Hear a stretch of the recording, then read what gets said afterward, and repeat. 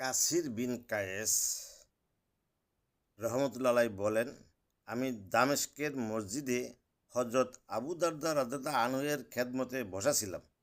এমন সময় এক ব্যক্তি তাহার নিকট হাজির হইয়া বলিল, জনাব, আমি মদিনা শরীফ হইতে একটি হাদিস জানিবার জন্য আপনার দরবারে আসিয়াছি। যেহেতু আমি শুনিয়াছি উক্ত হাদিস নাকি আপনি নবী করিম সাল্লাল্লাহু আলাইহি সাল্লাম হইতে শুনিয়াছেন।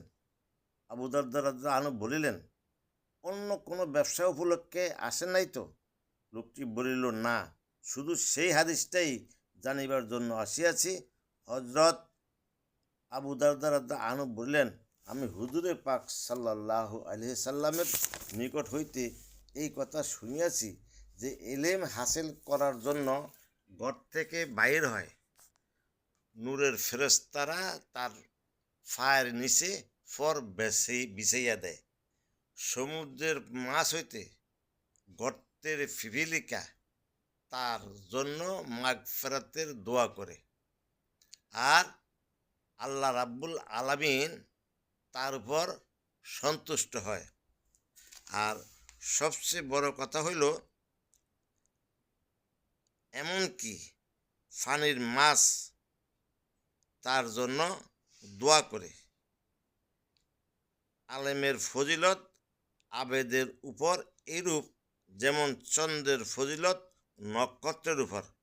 উলামায়ে কেরাম আম্বিয়ায়ে কেরামের উত্তরাধিকারী, তবে নবী কাহাকেও টাকা পয়সার উত্তরাধিকারী না বানাইয়া তাদেরকে এলেম সম্পদ দান করিয়াছেন।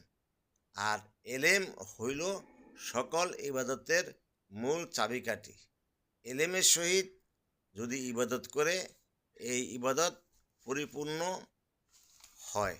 আর এলেমের সুবাদে আমল বাড়িয়া যায়, আর এটা ন্যাকও অনেক বেশি। এই জন্য ওলামাগণ বলেন যে আবেদের সারা রাত ইবাদত আর আলেমের ঘুমানো একই সমান, বরং আলেমের ঘুম আর এলেমহীন লোকের সারা রাত ইবাদত তারপরও তার সমান হবে না। এই জন্য ভাই, আসুন আমরা এলেম শিখে ইবাদতবন্দি করি, আল্লাহর নৈকট্য লাভ করি, নবী করিম সাল্লাল্লাহু আলাইহি সাল্লামের সুন্নত অনুযায়ী চলি।